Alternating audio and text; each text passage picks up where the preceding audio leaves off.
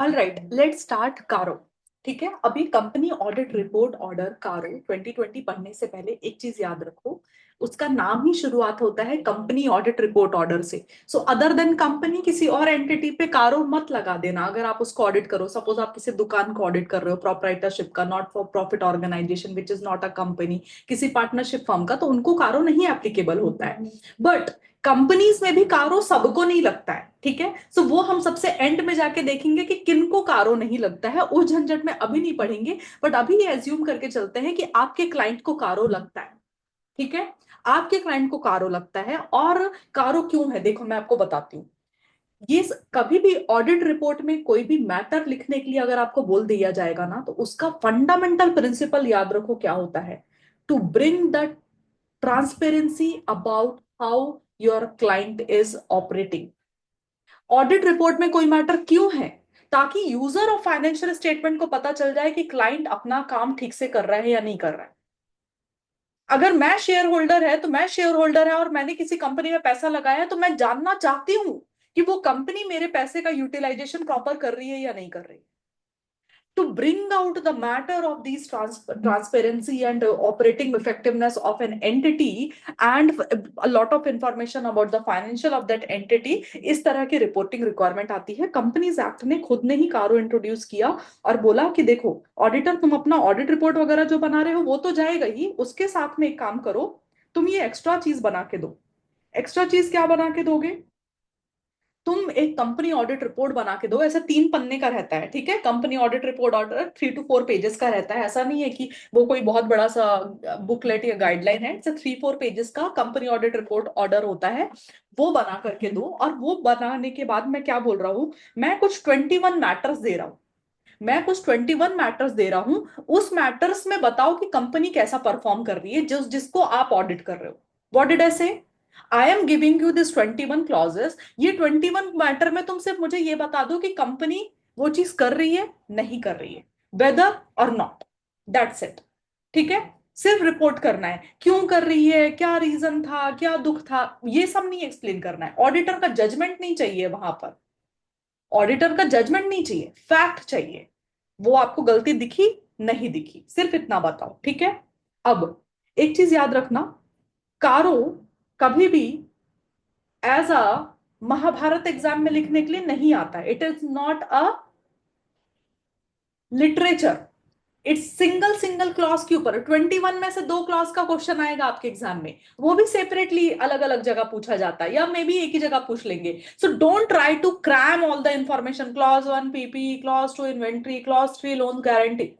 It is not going to, ये क्या बच्चों वाली एग्जाम तो नहीं है। So you need to learn the clauses separately. कि अगर किसी ने बोला कैश लॉसेस, तो कैश लॉसेस का क्लॉज नंबर कौन सा है वो आपको आना चाहिए। ठीक है, कैश लॉसेस के अंदर कौन क्या रिपोर्टिंग होता है ऑडिटर के द्वारा वो आपको आना चाहिए। एक साथ सब लर्न करने का जरूरत नहीं है कि ओ माय गॉड मुझे 21 क्लॉजेस एक साथ याद नहीं आ रहे, अब तो जिंदगी खराब है, ऐसा कुछ नहीं होता है। नाउ, थर्ड इंपॉर्टेंट पॉइंट, कारो मैं नहीं पढ़ाऊंगी, कारो आप मुझे पढ़ाओगे, क्योंकि अब मैंने जूही की बात को बहुत पर्सनली ले लिया है। जूही बोल रही है सुबह तो वीडियो बनाया था कि 5% रिटेंशन होता है लेक्चर से, अभी क्यों 4 घंटे का लेक्चर ले रहे हो आप। इन माफ कर दो मैडम। मजाक कर रही हो यार।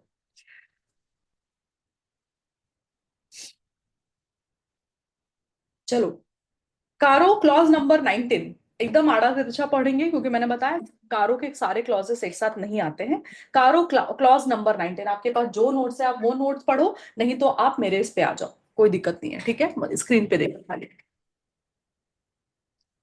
Clause 19, vision. You will study and you will teach. ये किस चीज के बारे में बात कर रहा है, और बीच में कोई कुछ नहीं बोलेगा। क्या रिपोर्ट करना है ऑडिटर को क्लॉज 19 में।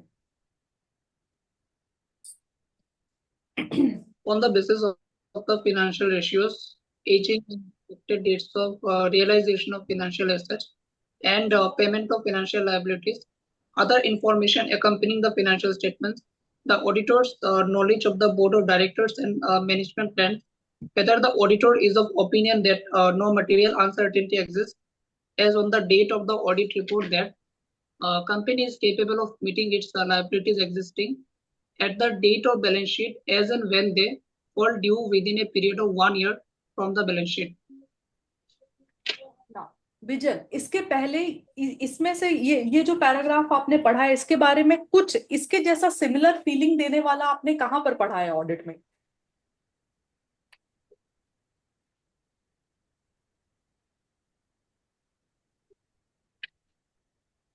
And ऐसे 570 ऐसे 570 गोइंग कंसर्न, मैं यही चाहती थी कि आप रिकॉग्नाइज कर लो। सो ऐसे 570 वाला कोई मैटर होगा जहां पर आपको लग रहा होगा कि कोई मटेरियल अनसर्टेनिटी एग्जिस्ट करती है नहीं, whether the auditor, whether whether से पढ़ो क्या बोल रहा है, whether the auditor is of opinion that no material uncertainty exist as on the date of audit report. जिस दिन आप ऑडिट रिपोर्ट लिख रहे हो उस दिन क्या आपके नजर में कोई मटेरियल अनसर्टेनिटी है या नहीं है, आप रिपोर्ट करो। कौन सी material uncertainty? That the company is capable of meeting its liability existing on balance sheet date as and when they fall due within a period of 12 months। जिस दिन आप ऑडिट रिपोर्ट लिख रहे हैं उस दिन आपको क्या लगता है कि 31 मार्च की जितनी भी लाइबिलिटीज है कंपनी के बुक्स में, जो आगे आने वाले समय में कंपनी को पे करनी है, क्या कंपनी पे कर पाएगी, क्या उससे रिलेटेड कोई आपको अनसर्टेनिटी लग रही है क्या? सिर्फ वो रिपोर्ट करना है। 31 मार्च को आप सपोज आप कब ऑडिट रिपोर्ट बना रहे हो, you are making audit report on 21 July. इस दिन बैठ करके आप ये देखो कि ये जो 31 मार्च की लाइबिलिटीज है, क्या कंपनी इसका पेमेंट आगे आने वाले एक साल के अंदर, एक साल बोले तो 31 मार्च 2026 के बीच में जब भी ड्यू डेट आएगा कंपनी उसका पेमेंट कर देगी, इस बात की सर्टेनिटी है क्या? मतलब कोई मटेरियल अनसर्टेनिटी तो एग्जिस्ट नहीं करती कि कंपनी नहीं पेमेंट कर पाएगी। No material uncertainty exist as on the date of audit report that company is capable of meeting its liabilities existing at the date of balance sheet date and when they fall due within the period of 1 year from the balance sheet date। अगर आपको लग रहा है कि नहीं नहीं ये तो सर, आप बोलोगे ना कि देखो ये कंपनी पिछले 6 महीने से पेमेंट नहीं कर रही है क्रेडिटर को, ये कहाँ आगे एक साल बाद का पेमेंट करने वाली है? मुझे तो नहीं लगता। आपने मैनेजमेंट से बात भी किया, मैनेजमेंट आपको कुछ तो चरा रहा है, आप बोल रहे हो नहीं यार मुझे नहीं लगता, पिछले 6 महीने से क्रेडिटर इनको नोटिस पे नोटिस भेज रहा है, ये लोग पेमेंट ही नहीं कर रहे हैं, क्या गारंटी आगे एक साल बाद पेमेंट करेंगे? आप आके क्लॉज 19 के अंदर रिपोर्ट कर देना वो मैटर। क्लियर? थोड़ा समझ में आ रहा है, फीलिंग आ रहा है? एकदम रटना नहीं है अभी कुछ भी सेंटेंस, आप सिर्फ फील लो कि वो क्लॉज क्लॉज में क्या रिपोर्ट करने के लिए बोला गया है। डन?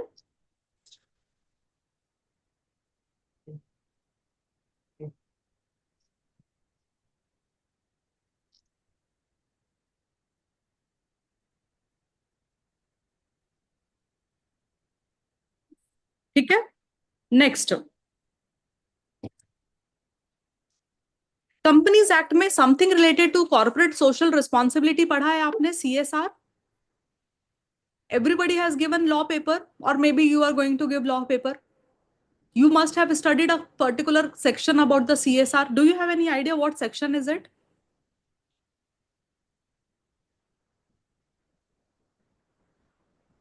मैम कंपनी को फुलफिल करना होता है अपना सोशल रिस्पॉन्सिबिलिटी, मतलब कुछ कौन से सेक्शन में है, कुछ मालूम है? Section 135 I think. हाँ, सामने लिखा हुआ भी हुआ है, मैं वही दिखाने वाली थी कि नहीं भी मालूम है तो भी मैंने सामने तो लिखा है ना, सेक्शन 135 में। ठीक है, सो देखो अभी याद रखो, कॉर्पोरेट सोशल रिस्पॉन्सिबिलिटी जो जिन लोगों के ऊपर लगता है ना, सारे कंपनी CSR में नहीं दे सकते। लाइक फॉर एग्जांपल अगर मैं मेरा कंपनी बना लूं, मुझे एक साल तो हो गया बिजनेस चलाते हुए, खुद के तो पैसे लाइक नेट प्रॉफिट बच नहीं रहा है, मैं कहां से CSR करूंगी, गरीबों का उद्धार करने वाली हूँ? So there are only specific certain company जिनको थ्रेशोल्ड वाइज CSR एप्लीकेबल होता है। अगर उनको कॉर्पोरेट सोशल रिस्पॉन्सिबिलिटी लगता है तो हर साल के प्रॉफिटेबिलिटी से कुछ पैसा उठा के उनको CSR फंड में डालना रहता है। यस और नो? ठीक है, सवाल ये है कि कंपनी ने पैसा निकाल करके CSR फंड में डाला। सो अभी स्क्रीन पे मत देखो, मेरी तरफ फोकस करो। क्या बोला मैंने? कंपनी ने अपने प्रॉफिटेबिलिटी से कुछ पैसा निकाला, सर्टेन परसेंटेज CSR फंड में ट्रांसफर कर दिया। Now there can be two things. ठीक है, एक वो तरह के, एक देखो आप एक बात बताओ, किसी भी गांव में टॉयलेट बनाना या किसी भी गांव में स्कूल्स बनाना, ये क्या एक महीने का काम होता है क्या? Is this something that you can achieve in 15 days, 1 month? No, these are ongoing projects. कहीं पर गांव में रोड्स बनाना है, आपको डैम बनाना है, ये सब चीजें काम करनी है, मिड डे मील चलाना है, these are the ongoing projects. They are not going to end like immediately कि 6 महीने में बन के तैयार हो गया सब कुछ, right? So these are called the ongoing projects. तो हो सकता है कि कंपनी का कोई ऑनगोइंग प्रोजेक्ट है, आगे आने वाले 2-3 साल तक चलेगा। तो यार कंपनी ने पैसा निकाला सपोज 100 करोड़ रुपए, अभी 100 करोड़ रुपए एक साथ थोड़ी खर्चे हो जाएंगे, it is a ongoing project. जैसे जैसे पैसा लगेगा वैसे वैसे सीएसआर फंड से जाएगा वो पैसा। यस और नो? आप समझो ना मेरी बात। आपने अगर ऐसा सोच लिया कि मुझे खुद के अपने 100 स्कूल्स बनाने हैं in whatever district you are living, and उसके लिए आपको फंड एलोकेट हो गया, तो वो फंड आपके अकाउंट में पड़ा रहेगा ना। You are not going to spend everything immediately because it is a ongoing project. जैसे जैसे पैसा लगेगा वैसे आप फंड से विड्रॉ करोगे। तो डोंट यू थिंक कि 31 मार्च को कुछ ना कुछ बैलेंस बचा रहेगा सीएसआर फंड का? यस, कंपनी के अकाउंट में सीएसआर फंड का कुछ ना कुछ बैलेंस बचा रहेगा। Now this balance can be of two types. एक, वो पैसा उस प्रोजेक्ट का है जो प्रोजेक्ट अभी ऑनगोइंग है, चल रहा है, या तो फिर उस प्रोजेक्ट का है जो प्रोजेक्ट अभी चल नहीं रहा है, उन्होंने चालू नहीं किया, ये किसी भी रीजन की वजह से डिले हो गया, कुछ भी हुआ, गवर्नमेंट का कुछ ना कुछ उसमें ऑब्जेक्शन आ गया, कुछ कुछ तो हुआ जिसकी वजह से वो प्रोजेक्ट नहीं चल रहा है। दो तरह का पैसा हो सकता है, एक वो फंड का पैसा जो ऑनगोइंग प्रोजेक्ट का है, और एक वो फंड का पैसा जो ऑनगोइंग प्रोजेक्ट का नहीं है। ठीक है?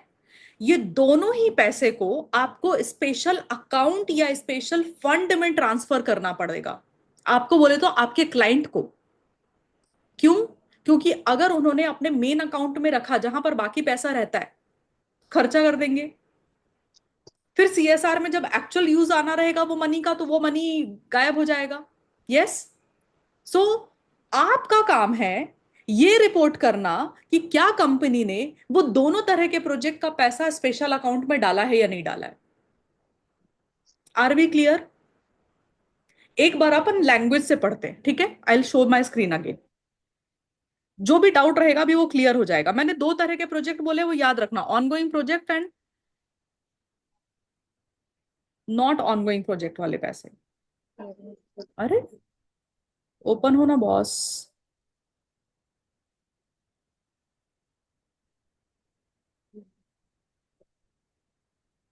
नाउ जो ही आप ये क्लॉज पढ़ना, ठीक है? एक सेकेंड।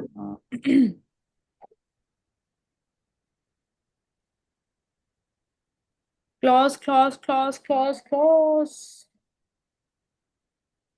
कहाँ गया यार मेरा सीएसआर? हाँ, clause 20।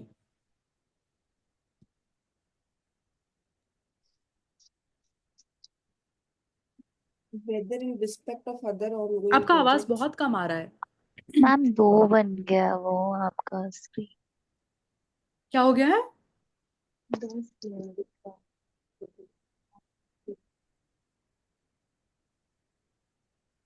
Juhi, please start.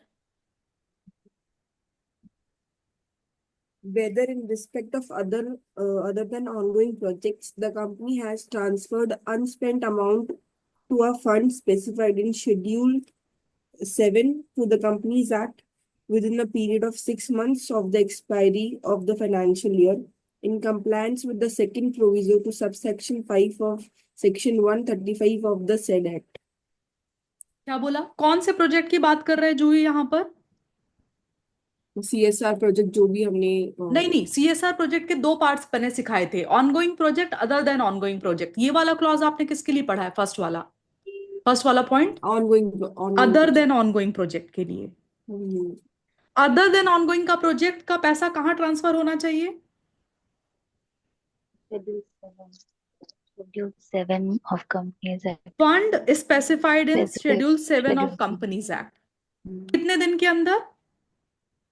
6 expiry months. of 6 months. Within 6 months from the expiry of financial year, in compliance with section 135 subsection 5. ठीक है, याद रखो फंड में ट्रांसफर करना है। फंड कौन सा पैसा? अदर देन ऑनगोइंग, मतलब वो प्रोजेक्ट चल नहीं रहा है किसी भी रीजन की वजह से, it is not ongoing at this moment. Yes, next second point. Ma'am yes, ma'am with in 6 month मतलब अक्टूबर और मार्च हाँ के बीच मतलब में। 31 मार्च के बाद 6 महीने के अंदर। अच्छा बाद।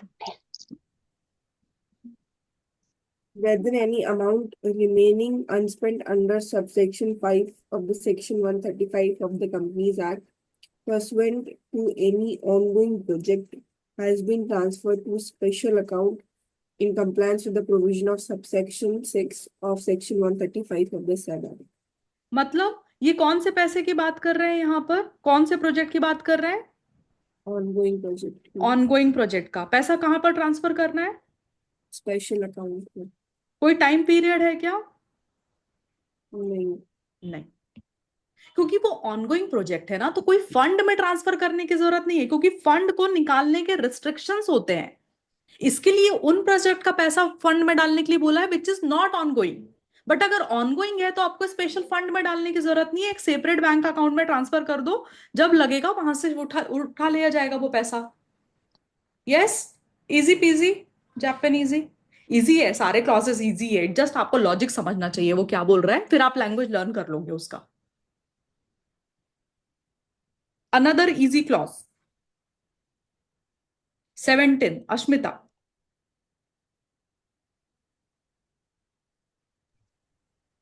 Yes, ma'am. Cash losses. Ma'am, 17 वाला ना? हाँ हाँ, Whether the company has incurred cash losses in the financial year and in the immediately preceding financial year, and if so, state the amount of cash losses. क्या company ने cash losses इनकर किया है? कौन सी कंपनी जिसका आप audit कर रहे हो? इन द फाइनेंशियल ईयर और in the immediately preceding financial year, दोनों में से किसी भी ईयर में उन्होंने फाइनेंशियल ईयर में कैश लॉसेस इनकर किया है, तो आपको वो अमाउंट ऑफ कैश लॉस कितना है वो बताना है। अब मुझे मेरा सवाल अस्मिता ये है, कैश लॉस किधर दिखता है कंपनी के फाइनेंशियल स्टेटमेंट में?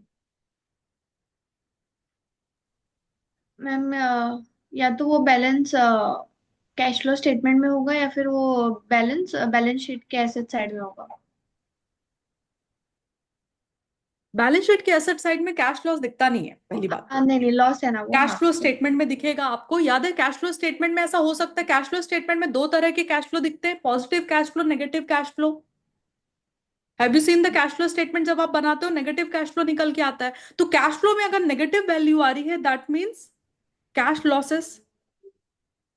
तो अगर कंपनी के current financial year immediately preceding financial year में क्या हुआ है, कैश लॉसेस हुए हैं, तो आपको सिर्फ उतना रिपोर्ट करना है विद द अमाउंट, कुछ और नहीं, सिर्फ state the amount of cash losses. Done, simple. Clause 17 cash losses, Clause 19 material uncertainty, Clause 20 transfer of unspent CSR amount। Clause 1 PP आपको वैसे याद हो गया, तो 21 में से 4 खत्म।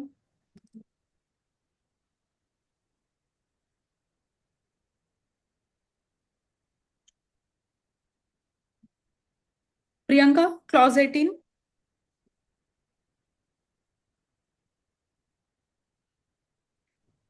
Clause 18, resignation of auditor. Whether there has been any resignation of the statutory auditor during the year. If so, whether the auditor has taken in consideration the issues, objections, or concerns raised by the ongoing auditors.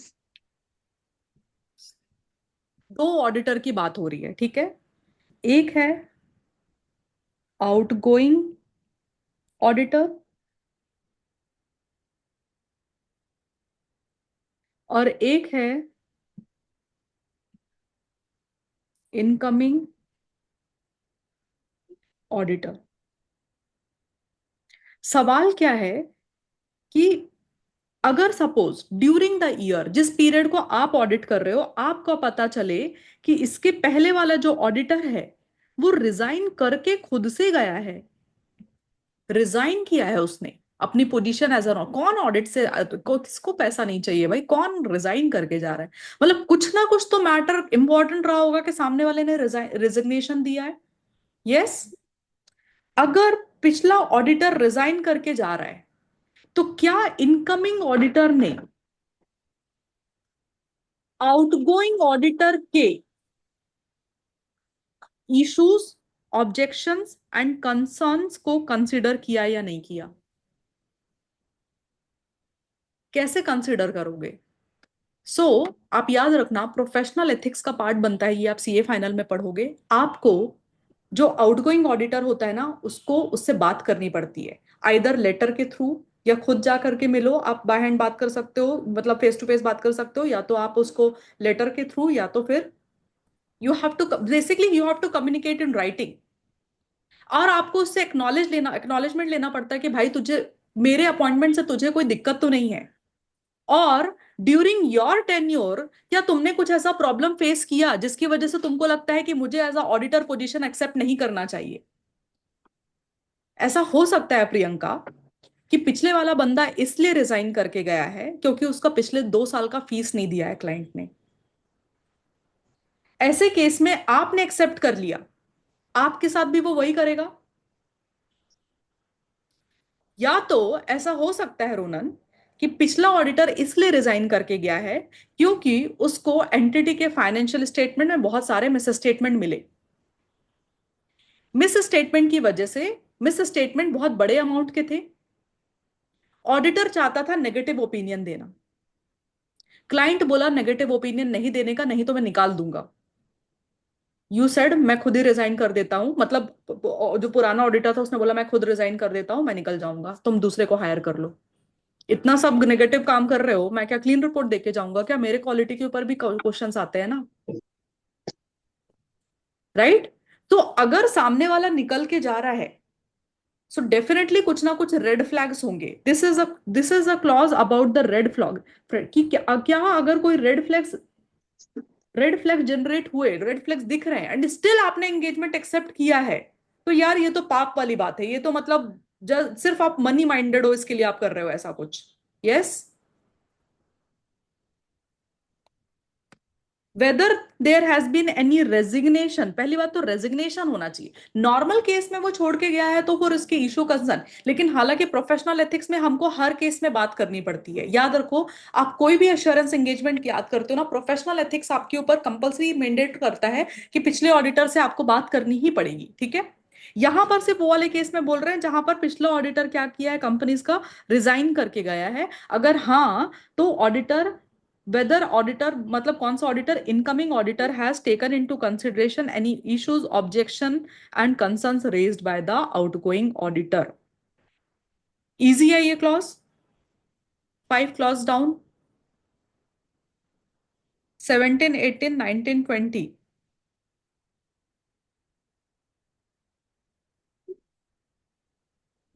Clause 21 थोड़ा पता नहीं तुम्हारे level पे कैसा लगेगा, but try करते हैं, ठीक है? क्लॉज 21, रोनन पढ़ो आप, सिर्फ मैं एक्सप्लेन करूंगी लेकिन आप पढ़ो इसको। Qualification or adverse remarks.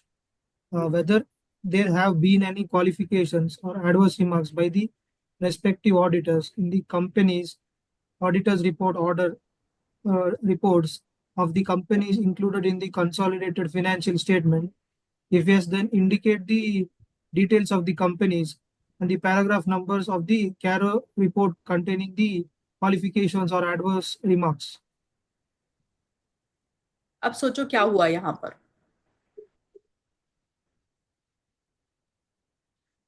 Clause 21 बहुत स्पेसिफिक केस में लगेगा। अब मुझे एक बात बताओ, आपके सीए इंटर के अकाउंट्स में आपने सीएफएस पढ़ा है या नहीं पढ़ा है?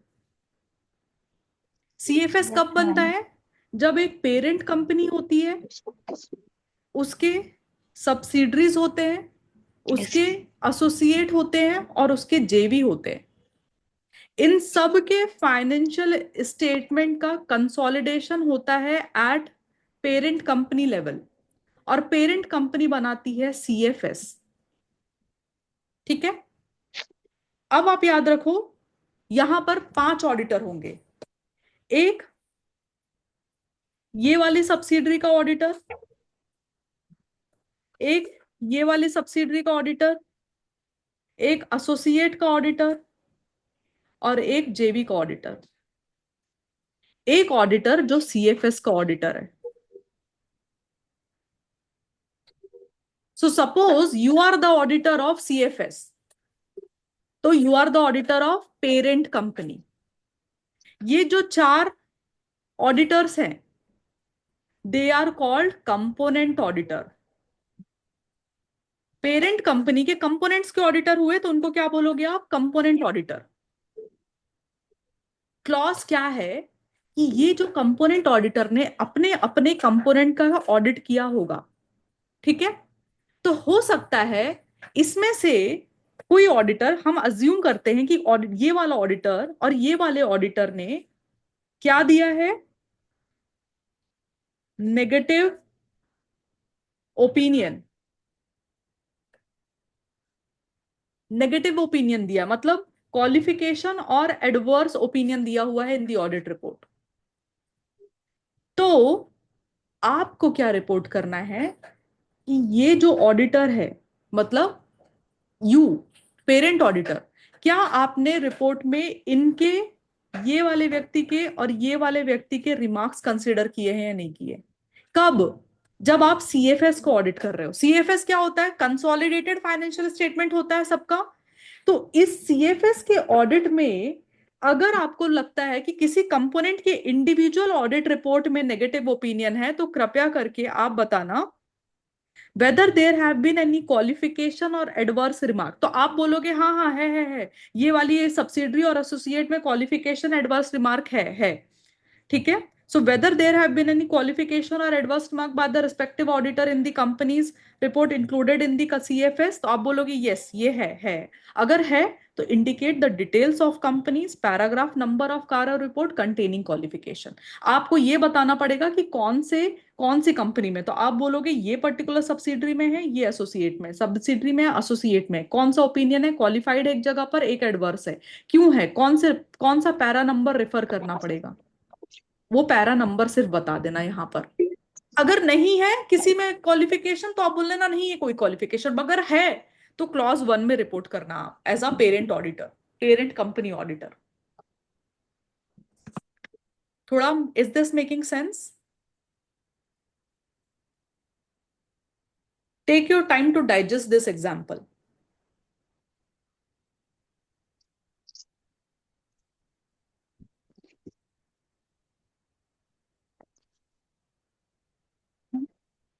Ma'am hmm. मैं 2 मिनट में आती हूँ। हाँ।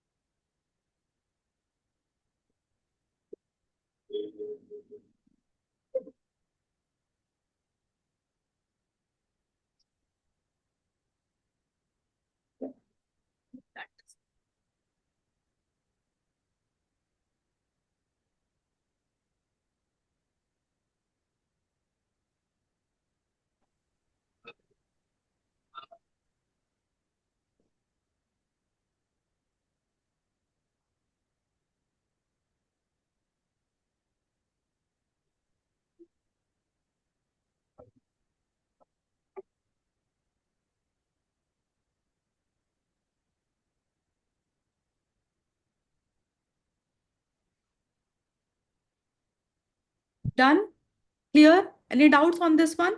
सो अभी हमने कितने कर लिए? 17, 18, 19, 20, 21, ये हो गया, पीपीए हो गया था 6, ये अपने ऑलरेडी क्लॉज हो गए। अभी नेक्स्ट क्लॉज कौन सा करना है? Do you guys have some energy? एकदम छोटू वाला, एकदम छोटू क्लॉज, एकदम छोटू क्लॉज। मानवी पढ़ोगे क्लॉज नंबर 14?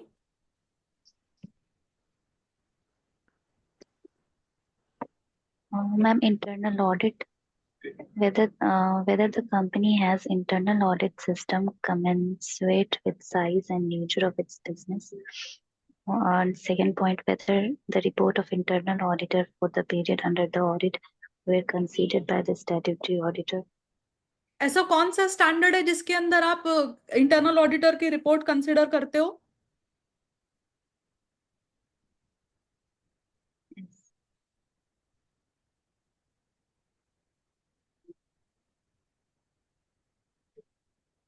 And 600, 600. 10. ऐसे 610 using the work of another auditor. Yes. Remember हमने इसके क्वेश्चंस भी किए, ठीक है? Yes, सो ma'am. ये क्लॉज बहुत सिंपल है। क्लॉज सिर्फ इतना बोलता है कि आप पहले कंपनी को देखो एक नजर से, और दूसरा उसकी इंटरनल ऑडिट टीम को देखो, और देख के आप सोचो कि ये दोनों एक दूसरे के साइज को मैच करते हैं। पता चला आप रिलायंस इंडस्ट्रीज की टीम में दो, रिलायंस इंडस्ट्रीज पूरे कंपनी में इंटरनल ऑडिट टीम में सिर्फ 2 लोग हैं। Do you think it is commensurate with the size and the nature of Reliance Industries? The answer is no, right? तो पहला तो आपको ये रिपोर्ट करना है कि जो इंटरनल ऑडिट सिस्टम है एंटिटी का, क्या वो एंटिटी के साइज एंड नेचर के हिसाब से commensurate है या नहीं है, whether it is according to that or not, ठीक है? दूसरा, whether the reports of the internal auditor for the period under audit were considered by statutory auditor। मतलब आपने एज अ स्टैट ऑडिटर क्या इंटरनल ऑडिटर की book को refer किया, report को रिफर किया है या नहीं किया है, वो बताना है आपको, खाली उतना। अगर आपको लगता है, याद है अपन जब ऐसे 610 बोल रहे थे तो मैंने बोला था अगर आपको इंटरनल ऑडिटर कॉम्पिटेंट नहीं लगता, आपको लगता है उसका काम ठीक से नहीं किया उसने, he had not followed the discipline approach and all of that, आप उसका काम यूज नहीं करोगे। तो आप नहीं यूज किया तो बता देना कि नहीं हमने उसका रिपोर्ट नहीं कंसिडर किया है because of this reason. Easy है ना ये क्लॉज, ये बहुत सिंपल है, इसमें इतना ही बोला है और कुछ नहीं, ठीक है? हम लोगों को कैसे मना मना के लाना पड़ता है यार। नहीं नहीं नहीं, इजी क्लॉज है, इजी क्लॉज है।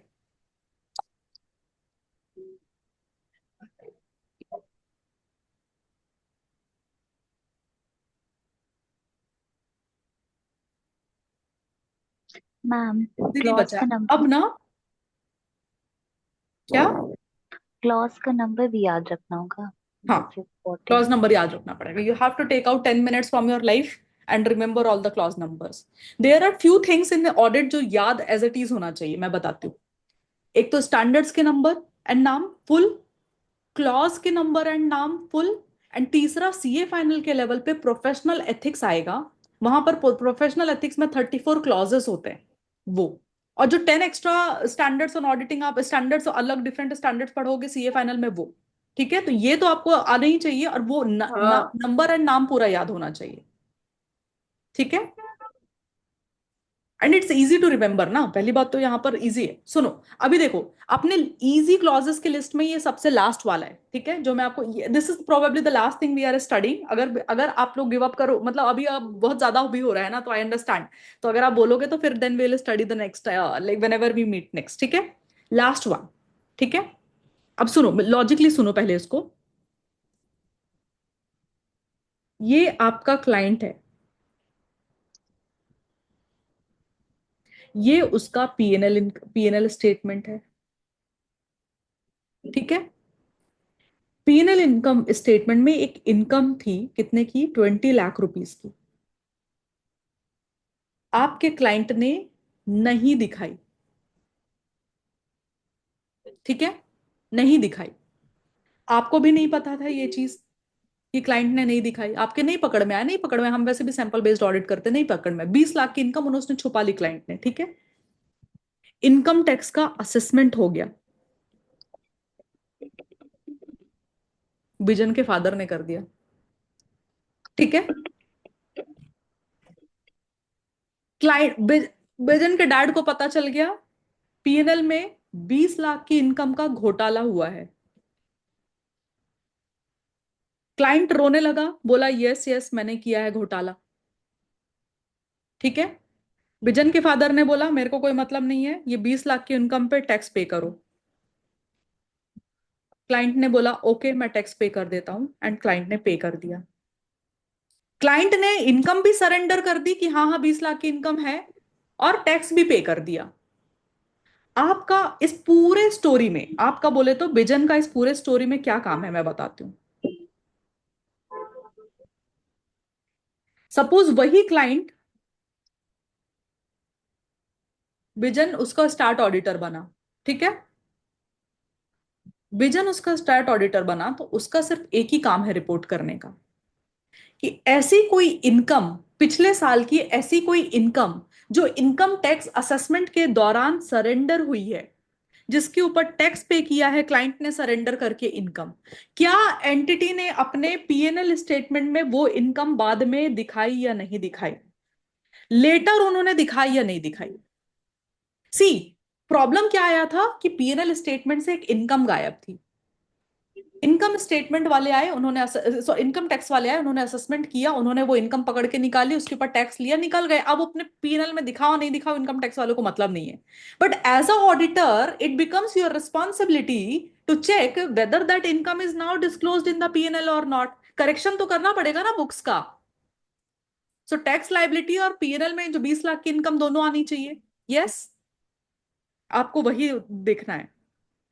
Whether any transaction not recorded in the books of account, ये 20 लाख को याद करो, ठीक है, उन्होंने नहीं रिकॉर्ड किया था, has been now surrendered and disclosed as income during the income tax assessment. ये जो असेसमेंट के दौरान उन्होंने डिस्क्लोज किया है, सरेंडर कर दिया है, तो if so, if yes, whether that previously unrecorded income has been properly recorded in the books of account during the year. Easy now. आपको सिर्फ इतना बताना है कि क्या उन्होंने जो प्रीवियसली अनरिकॉर्डेड इनकम थी इस साल उन्होंने रिकॉर्ड कर ली या नहीं की। पुराने साल में जाके नहीं करेंगे, अभी तो वो बुक्स क्लोज हो चुके, ऑडिट क्लोज हो चुका था। इस साल कर दिया नहीं कर दी, ड्यूरिंग द ईयर, अपने साल में जिस पीरियड का आप ऑडिट कर रहे हो। यस, देखो पूरे पूरे मैंने बहुत संभाल संभाल के कोशिश की है। पूरे इसमें कुछ ही छोटू छोटू से क्लॉज थे, 2-2 3-3 लाइन वाले, जो मैंने खत्म किए, ठीक है। अब मैं थोड़ा सा और रिस्क लूंगी एंड मैं आपको क्लॉज 6 बताती हूँ। क्लॉज 6 में आप मेरे पास सवाल मत करना, जो क्लॉज में 6 में लिखा है सिर्फ उतना ही याद करना है। एग्जाम में नहीं आएगा इस चीज की गारंटी मैं लेती हूँ, क्योंकि इस क्लॉज में दम नहीं है। आप सोचो, आपके पास अगर आपको पेपर सेट करने का अपॉर्चुनिटी दे, तो आप ऐसे ऐसे क्लॉजेस दोगे क्या 1-1 लाइनर किसी बच्चों को टेस्ट में? जो ही बोल रही है हाँ, नहीं दोगे। आप वो दोगे जिसमें थोड़ा सब्सटेंस है, जिसमें थोड़ा मसाला है, जिसमें बच्चे का इंटेलिजेंस चेक किया जा सकता है। ये 1-1 लाइनर में कुछ नहीं है, ठीक है। तो अगला क्लॉज क्या बोलता है? ऐसा लग रहा है मेरा पेपर है, इसके लिए मैं इतनी मेहनत, मैं इतना तुमको एकदम क्या बता, मना मना के पढ़ाना पड़ रहा है। सुनो, क्लॉज कौन सा है? क्लॉज 6 क्या बोलता है?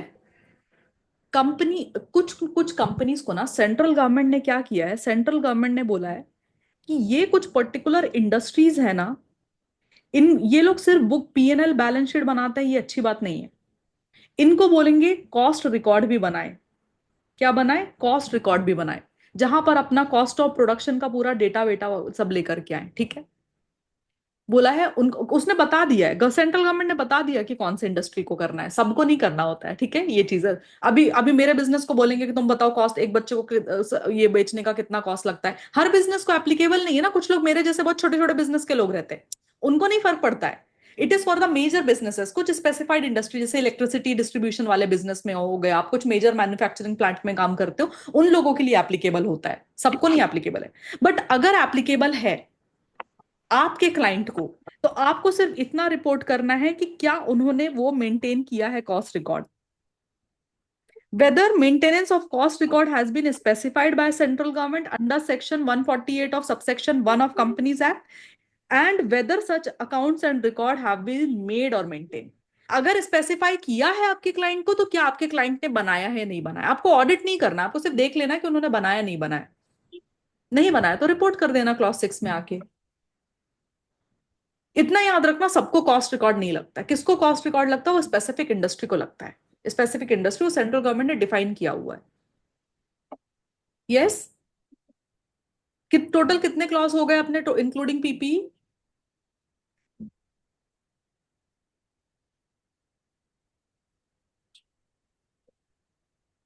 9 9. 9 हो गए ना, टोटल 21 में से 9 हो गए। क्या बोलते हो? आह, मुझे बहुत अच्छी नींद नहीं आएगी आज, मुझे बहुत बददुआएं सुनने मिलने वाली हैं। नहीं नहीं, I am No, just kidding. ma'am. I hope the session was not so heavy, I try to keep it light, इसके लिए मैंने बहुत छोटे छोटे स्टैंडर्ड लिए। अगर मैंने वही ऐसे 700 705 से चालू हुआ किया होता ना, तुम पक जाते। वो दे आर लॉन्ग स्टैंडर्ड्स, उसमें बहुत कहानी पढ़नी पड़ती है उसके अंदर में। तो छोटे छोटे important exam point of view से जो थे वो मैंने पढ़ा दिए। कारो में ही जो मैंने पढ़ाया वो एग्जाम पॉइंट ऑफ व्यू से इंपॉर्टेंट नहीं है, उसमें से सिर्फ सीएसआर वाला एक इंपॉर्टेंट है, जो सीएसआर वाला एग्जाम में आ सकता है। उसके अलावा 21 क्लॉज भी नहीं आता है। अब जो बचे हुए हैं क्लॉज, जो 11 क्लॉजेस, कितने 11 12 बचे हुए हैं ना, कितने क्लॉज बचे हैं? 12 क्लॉजेस जो बचे हुए, those are the clauses that comes in your exam and CA final exam. CA final में भी कारो का एक क्वेश्चन कंपल्सरी आता है, एक आपको आता है, एक या दो आपको भी आ जाते हैं, ठीक है। So whenever we meet next, we will do those clauses, but still I expect you to go through my clauses recording from YouTube। जो बचे हुए क्लॉजेस है, जब टाइम मिलेगा नेक्स्ट 3 days में, तब देख लेना, ठीक है। हम मैं क्यों सेव बोल रही कर हूँ, लेंगे. क्योंकि whenever you come back we will do the questions of कारो। Okay. अगर बाय चांस नहीं कंप्लीट हुआ तो I will teach that again. But क्या है, एक एक क्लॉज का ना सेपरेट सेपरेट रिकॉर्डिंग डाल करके रखा हुआ था मैंने अभी दिसंबर में, ठीक है। The only thing is it is completely in English because I was teaching a student who is from Chennai, like somewhere in Chennai, ठीक है। So and that was the only student in the class. एक English batch मेरा, मुझे एक separate English batch लेना पड़ता है, and again I am going to take that English batch. उसमें एक ही बच्ची है जिसने मुझे रिक्वेस्ट किया, और मुझे एक बच्ची के लिए बैठना पड़ता है, but I will take that batch. तो वो इंग्लिश बैच का है, बट इजी टू अंडरस्टैंड है। आई डोंट थिंक उसमें इतना कुछ कॉम्प्लिकेशन होने वाला है, जस्ट देखना है, वो देख लेना वो वाला है ना। बचे हुए 12 क्लॉजेस जब टाइम मिलेगा, मतलब दिन में एक देख लिया, शाम को एक देख लिया, ऐसे करके भी खत्म कर दोगे आप लोग। Will meet on 2 April. Now class का Yes, you ड्यूरेशन में ma'am. बढ़ाऊंगी, timing might change a little bit, क्योंकि मेरे होम टाउन में ना पावर कट इशू रहता है। I am telling this to you upfront, मेरे होम टाउन में पावर कट इशू होता है कभी भी ना। ऐसा ऐसा नहीं कि बहुत घंटों तक पावर नहीं है, बट कभी भी बीच में पावर चला जाता है, और मेरा वाईफाई उससे कनेक्टेड रहता है। मुंबई में I don't have electricity problem, there I have electricity problem, ठीक है। सो उसके अकॉर्डिंगली मैं जा करके ना, फर्स्ट को इसलिए I am not taking lecture, first को आई सी कि दिन में क्या सीन रहता है वहां पर, लाइट का कैसा क्या सेटअप है, and then from second onwards I will decide on the timing. मैं एडवांस में आपको बता दूंगी, व्हेन वंस यू अग्री कि ये वाला टाइम जमेगा, then we will take that those lectures done accordingly. क्या बोलती है पब्लिक? Yes, ma'am. डन, ठीक है। तब तक कारो अपना फिनिश करके बैठना है ना, जितना हो सकते कारो फिनिश करके बैठो, बाकी सब्जेक्ट के रिवीजन करो। Don't in the coming 3 days don't spend a lot of time in audit now, ठीक है, because you have already been spending a lot of time in audit in past. कितना, कम से कम 15 दिन हो चुका होगा। तो at least take 3 days full break from audit. Other than CARO कुछ पढ़ने की जरूरत नहीं है, don't solve anything, focus on your other subjects. क्या हुआ Priyanka? She is like ma'am मैं तो कब से पढ़ रही हूँ, 3 महीने हो गए ऑडिट पढ़ते हुए। ठीक है, चलेगा गाइस? हमारे कॉस्ट और एफएम के हाल जानो ना अब तो। नहीं यार, पढ़ लो ना यार, प्लीज ऐसे मत करो। से सीरियसली पता है, आई आई आई फेल्ट सो बैड। पता, मेरा ना लास्ट बैच में एक बहुत बहुत सिंसियर स्टूडेंट था। He was from south, but luckily वो दिल्ली में रहा था कुछ साल, तो he understood Hindi very well, ठीक है। अभी नाम है उसका। और that guy scored 55 in audit. That was मेरे बैच का सबसे हाईएस्ट मार्क था 55, क्योंकि लिमिटेड बच्चे थे, कुछ 7-8 बच्चे उस बैच में भी थे मेरे रेगुलर क्लास में। 55। Other subject also he scored really nice 50+, but उसका ना एक सब्जेक्ट में चला गया था score. I think that was cost. तो प्लीज, कभी कभी ना ऑडिट जब आप इतना डिटेल में पढ़ते हो ना, तो there are very high chances कि आप ऑडिट में 50+ मार्क्स लेकर आओगे। I guarantee that. मतलब ये मेरा 3 बैच का एक्सपीरियंस है कि मेरे क्लास के बच्चों के ऑन एन एवरेज मार्क्स जो रहते हैं वो 50 से 55 तक रहते हैं। मैं बहुत ज्यादा ओवर प्रॉमिस नहीं कर सकती, क्योंकि I am also evolving in terms of teaching. तो मैं बहुत ज्यादा प्रॉमिस नहीं करती हूँ, बट इतना मालूम है कि मैं 50 से 55 इजिली आ सकते हैं इतना पढ़ने के बाद आपको, मे बी मोर, ठीक है। बट आप अपने अदर सब्जेक्ट मिस मत करना, because ultimately it's a game of passing the entire group. We can not deny the fact कि एज अ ग्रुप हमको पास होना पड़ता है, right. So please please study. मैं रात में थोड़ा टाइम मिलेगा ना, तो I will come on live. मैं लाइव स्ट्रीमिंग में, अभी थोड़ा गेस्ट आए हैं घर पे, तो शायद मेरा 11-12 वैसे ही बच जाएगा उनके साथ में। बट 12 से 3 आई will come and sit. Done. And कल मराठी न्यू ईयर है, तो प्रोबेबली उसकी वजह से क्लास नहीं लूंगी मैं, बट रात में I will sit. And 31st को आई एम ट्रैवलिंग, तो 31st को मैं जब लाइव स्ट्रीमिंग पे रहूंगी, तो 31st को I will be at my home town. मैंने कितना सारा जानकारी दे दिया तुम लोग को। I am just happy that I am going home यार, सीरियसली। चलो, bye bye Bye, everyone. ma'am. Any Ma'am. Doubts, anything, questions? नहीं Ma'am. मैम बोला। मैम ये गुड़ी पड़वा आपके होम टाउन में भी सेलिब्रेट करते हैं नहीं, यहाँ पर और इज इट महाराष्ट्र में। I am married to Maharashtra में? Maharashtrian family, in a Maharashtrian family ना, तो उनके लिए होता है। अपने यहाँ ना इसको, हमारे यहाँ इसको रामनवमी बोलते हैं नॉर्थ में। ये वहां पर सब जगह रामनवमी जी करके होता है। आप कैसे कर, वहां पर कैसे करते हो नॉर्थ ईस्ट साइड में? It is same? मैम ध्वज आई हम डोंट लोग नो के मैम, साइड में। रामनवमी है शायद। हाँ, रामनवमी ना, रामनवमी। हाँ हाँ हाँ, correct. You also have the Ramnavami ना, 9 days का, हाँ, करेक्ट। तो यस यहाँ मैम। पर वो that day starts to like tomorrow, Gudi Padwa करके उसको बोलते हैं। It's a Maharashtrian new year basically. अपना भी वैसे ही होता है, मतलब सबका कैलेंडर वही, से फेस्टिवल के नाम चेंज हो जाते हैं ऐसे।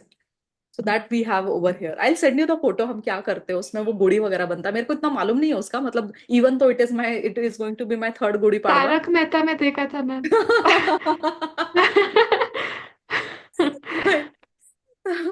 I'll send you I'll send you real वाला फिर देन, है ना। चलो, bye everyone, take care, and please please please study cost FM, ठीक है। दो से बाय चार बाय बाय एवरीवन।